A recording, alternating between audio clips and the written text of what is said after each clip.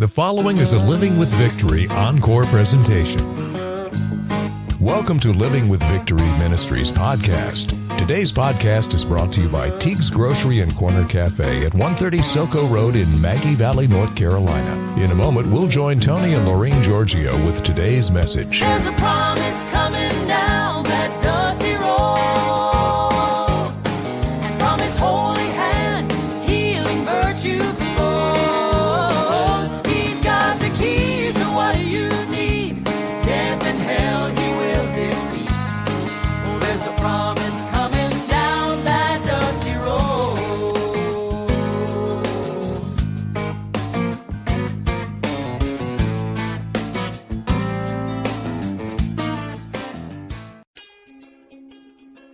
Teague's Grocery and Cafe, serving Maggie Valley since 1965, with delivery now available through Grubhub. Teague's is Maggie Valley's only grocery store. They're located at 130 Soco Road near the eastern entrance of the Great Smoky Mountains National Park and the Blue Ridge Parkway. Drop in for breakfast or lunch at the Corner Cafe, featuring a variety of daily specials. Teague's Grocery and Cafe is open Sunday through Thursday from 7 a.m. to 10 p.m. and Friday and Saturday from 7 a.m. to 10:30 p.m. Call 828-926-1147. Teague's Grocery and Cafe, sponsors of Living with Victory. Welcome to Living with Victory, where life isn't about waiting for the storms to pass. It's about learning to have peace, joy, and victory in the midst of the storm, because Jesus is your umbrella. Hi, this is Tony Giorgio. Welcome to another edition of Living with Victory. And before we go on, I want to let you know that you can contact us. I know you have nothing to write with right now, but we'll repeat it later on.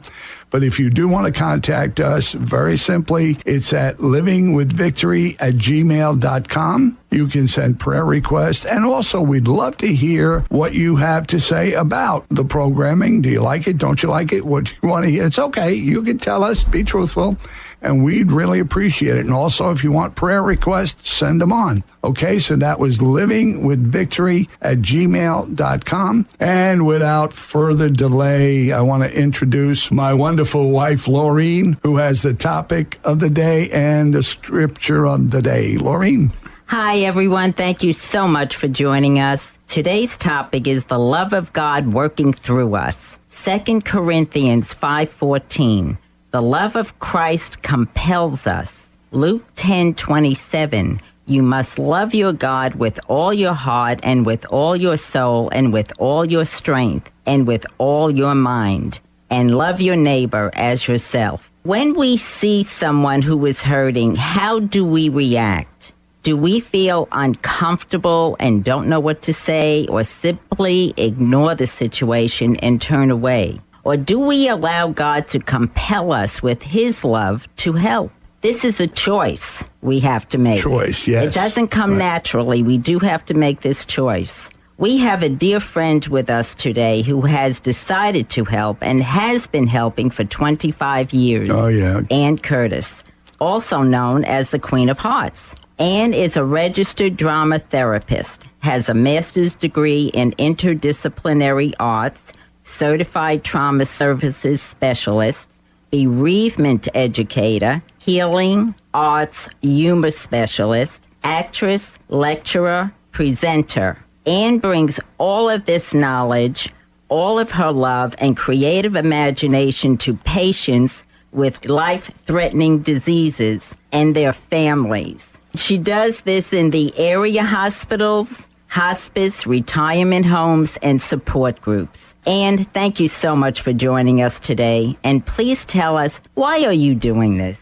I sometimes ask myself that. The same thing, right? Yes, when I could possibly, just go outside and sit in the sun and read a book. And You're retired like we are, right? That's right, I am. Okay. And I truly believe that exactly what Lorraine just read from the passages in the Bible, that I have been compelled to do this. I mean, that's a good word, compelled, because it really doesn't make a lot of logical sense. I just feel this inner voice that tells me that I need to use the rather peculiar talents that I have for acting and making people laugh and thinking in metaphors and being creative and just trying to make people feel encouraged and feel better. And I've always enjoyed doing that. Even when I was a little girl, apparently, the only good thing the teacher could say about me in nursery school was that I helped feed a little boy who had trouble eating his lunch.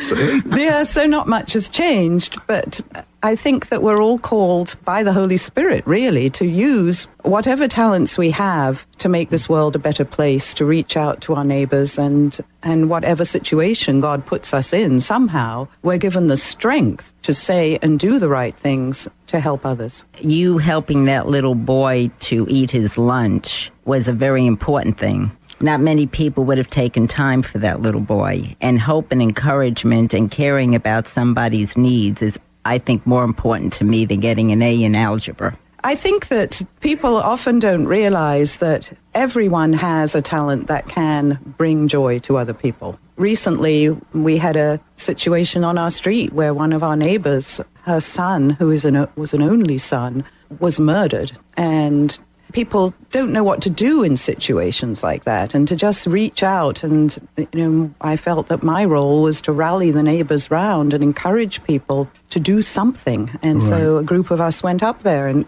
one person baked cookies, another one brought an apple pie. And it's just a symbol of God's love, a symbol of caring. Exactly. And you didn't have to go very far to do this, did you? You stepped out your door and there was your neighbor and you took that on. You didn't have to get on a plane and travel across the world, right? It was literally a neighbor. That's the whole point, really. It really is. And sometimes, it takes someone who perhaps has some experience in helping others to encourage people to actually get out there and do something. I've had so many people who'll say, well, I don't know what to say to someone who's grieving, or I don't know what to say when I go visit somebody at the hospital. I just don't go. I send flowers, but I don't go. Exactly. And flowers are very nice, but the human presence, being present in the moment with people when they're going through dark times, I feel that is what we're called to do. You do have two groups right now that you're dealing with. Right. I go where I'm led. And at different times, I've been, as you've already mentioned, involved with different projects. And right now, I run a cancer support group that is rather unusual because yes. A lot of cancer support groups, everybody gets together and they share information about the illness as well as sharing how they feel. And when they share this information about the illness, quite often they're telling their sad stories. They're also learning about different treatments. For some people, this doesn't work. It actually makes them more depressed. For other people, That's what they need. I was led to this by actually a doctor. She was an OBGYN herself who had breast cancer. And she found that any support group she went to just made her more and more emotionally drained because as a doctor, she knows all of the things that could happen. She knows all the medical side. And she had learned as a doctor to professionally distance herself from the emotional piece. Doctors have to protect themselves. Otherwise, they'd be crying all the time. Exactly. Yes. And they have to be strong because they have to take the science and the knowledge that God's given us to heal these people physically, but they are not a part of healing them emotionally. And so she really didn't know how to deal with the terribly powerful emotions, which of course are really the grieving process that she was going through with her cancer. And she came to a group that I'd been asked to run again. It was a call. I was asked to start a group called a creative coping group. And she was brought to that group by a friend. After the group, she said, "This is now my life's purpose.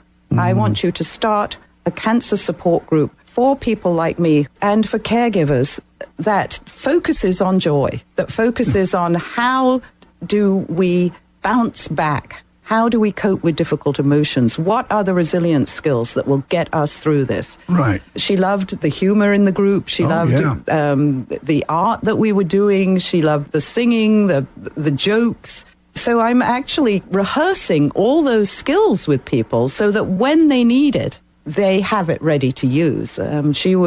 She's told me since then, because in Victory support group, I always give handouts that summarize a lot of the didactic or the piece that I'm trying to teach people during that particular session, what resilience skills I'm talking about. Like, for example, next time I'm working on how reading is really good for our health, and using the metaphor of a bookmark, and how we have a bookmark really is a reminder to stay in the present moment. Because when you're reading a book, you put the bookmark there. Why? You don't want to lose your place. You don't want to lose your place, and But often you don't we want to feel go lost. backwards Back to either. it, Now you want exactly. to move forward. Right. Because yesterday's history, tomorrow's a mystery. That's right. Today's a gift. Yes. That's why we call it the present. Then I'll summarize, all the points about the health benefits of reading, for example, and the scientific studies. And they take that handout home. And she said she tends to always, when she's having a bad day, go back to her binder where she's put all the different handouts as we go along. And there's always something to lift her up when she needs it. And you've pretty much given them a vacation from stress, you might say. Like the brochure says, it's a vacation from stress. Although there's a lot of thought that goes into it ahead of time, we have somebody playing the guitar. We'll usually have some upbeat songs like Lean on Me and people join in. We'll have different exercises on therapeutic humor. It's been proven that even a false laugh, which is very lucky because it means you don't need a good joke. Right. Because even a false laugh, a fake laugh, and that's, there's a lot of fields now. There's laughter yoga that people use. There's laughter clubs where people just go out into a park and just because they've discovered that the physical action of laughter puts the same chemicals, healing chemicals, into the brain and the body as a real laugh. Isn't that amazing? And of course, it's hard to have a real laugh when you're going through something difficult. Oh, yes. But if you can say to yourself, okay, now I'm going to grow a smile. Okay, so start growing a smile. Tony, let me see. It's getting bigger. It's getting bigger. Now, Tony, if you're having a really bad day, what you do is you take a little piece of smile floss and you put it on one end of your mouth and then on the other. Just hook it on. Okay, now pull it up. Okay, now tie that around your ears and that'll hold your smile up all day. So it's that kind of silly. Yes. But it's at the same time teaching them something, and then we'll do visual art with them too. So, for example, in our next session, they're going to be making bookmarks using tissue paper and different things, and then so the art becomes a metaphor. They're creating, their hands are busy, they're in the moment, so they've got the music playing. So what's it doing? It's taking the anxiety away. What it's also doing is letting them know they're still useful. Ah, good point. Yeah. They're still useful. They still can do something that matters. Because they're very proud of their artwork. I always take photographs, and I'll sometimes even make a little video and send it to them as a follow-up. We sometimes write poems, too. We do it's a game, a group poem game, where each person writes a few lines on the theme, and then they fold it over, so the next person only sees the last line they wrote. I see. And what's amazing is you feel the spirit through these poems. Oh, yes, what's coming Because they always come as though they've been written by one person. It's also a metaphor for how you have to let whatever is happening in your life unfold one moment at a time. I started really as a teacher and then a creative dramatics teacher, and it was a child that really led me to seeing how the arts that I used could really help someone. I had a little boy in my group once, and I knew that he had lost his sister in a car accident, and he would not join in to the drama. His mother put him in the group, but he would often just stand to one side, or not join in very much, until one day my whole theme was humor. We'd been laughing, we'd been telling jokes, we'd been doing comedy skits, and then I divided them into groups, and they had to make up a comedy skit using certain things. He said, I want to do one by myself. I'm like, oh, great. It's the first time he's wanted to do anything at all. Yeah. And he started to act out being a crazy car. Oh. And he was going vroom, vroom, round and round the room, vroom, vroom. And then he would fall down and laugh hysterically, getting up again. And he did it over and over again until he was spent. There was an absolute silence in the room. The children knew something special was going on. And it turned out he had been in the car on his way to school with his mother driving when they had this accident, and his sister was killed. Oh, my. Acting that out, because that's another thing. When we have difficult emotions, it puts us into fight or flight. Fight or flight are both action responses. Right. If you stuff those action responses and don't have an opportunity to express through movement, through art, through music, you can't process because the logical side of the brain shuts down. And it was so interesting that after that catharsis, he joined in, he was able to start talking about it. And that was before I had become a drama therapist. And somebody said to me once, there is such a thing as drama therapy. This was a psychologist. She said, I've been putting children in your groups. You don't know that. Because of what you're doing is very helpful. Wonderful. And so that led me to exploring further. And it was at a very good time in my life when my youngest son was in his senior year or junior year in high school. And I knew I would have more time. I wouldn't be busy with, raising three sons. But, when we're grieving, the arts can help so much. And so I ended up working with a hospice that had an outreach program, and we would help grieving children run groups in the schools. And that, led to some of my other work. And this is here in Central Florida, actually. Oh, yes. And you can use a lot of volunteers to help out, right? Because there's a lot going on, right? Always, yes. I mean, Victory Support Group, the Cancer Support Group, we are our own nonprofit. But recently we have been allowed to use South Seminole Hospital as our location for our meetings, which is wonderful because we are now a part of the Orlando Health UF Cancer Center's Center for Integrative Medicine and part of their Healing Arts in Medicine program. Yes. Because they didn't have anything at South Seminole. So this is an opportunity for people in Seminole County to have a group that's closer to where they live and help not just the cancer patients, but also caregivers and even professionals who are working with cancer and need a vacation from the stress. Oh, without a doubt. And you do have the other group, Cheer Up? Yes.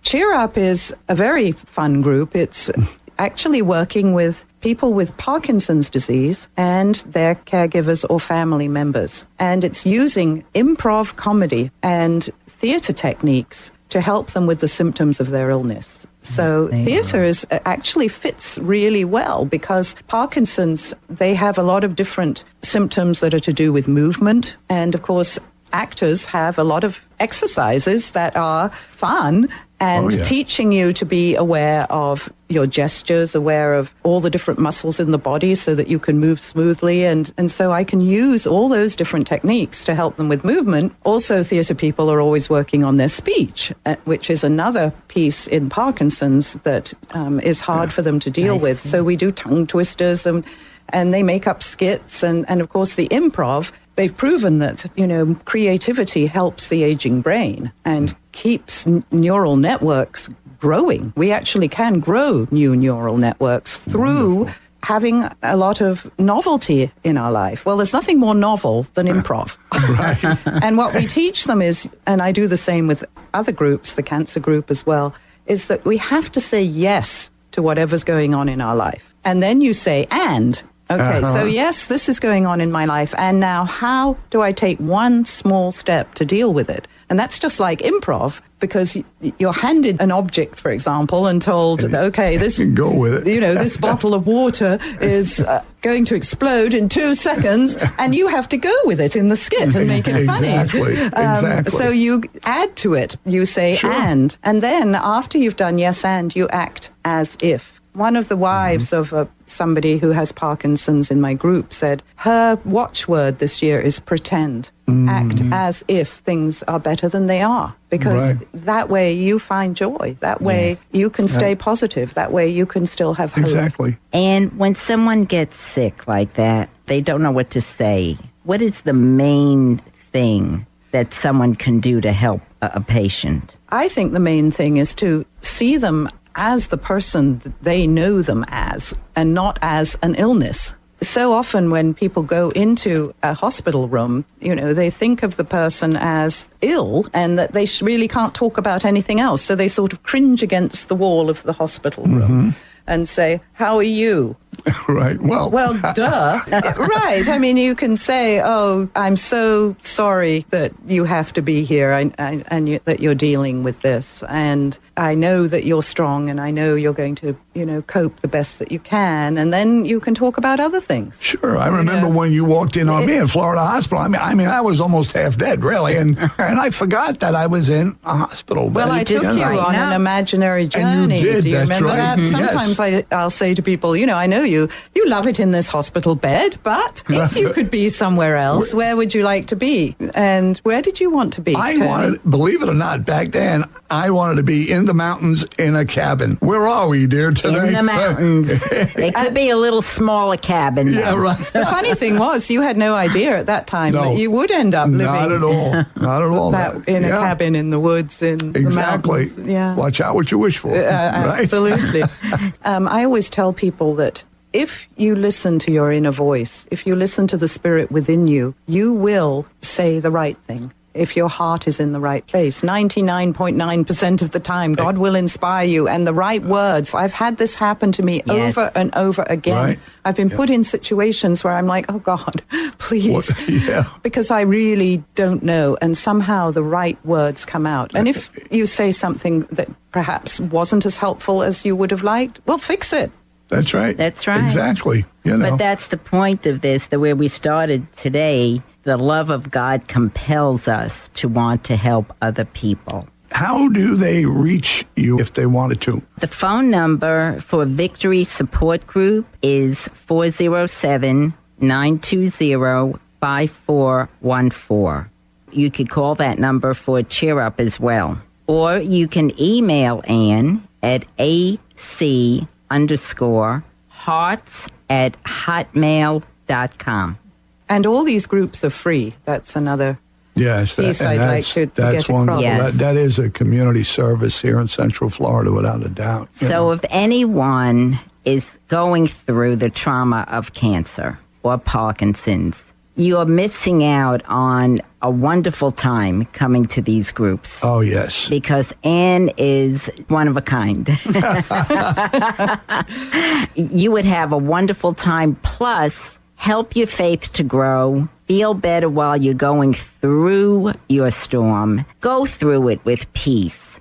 You can make that choice. No matter what, I'm going to dig my heels in, and this is the way I'm going to do it. Yes, you can actually prepare yourself for waiting in a waiting room or going to visit somebody. Sure. Like the neighbors carrying cookies. You can have a tote bag where you put in maybe a coloring book.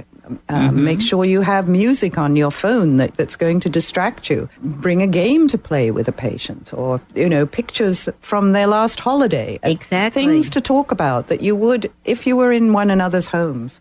Well, this has been just fabulous, and really appreciate it, and the blessings that you give so many.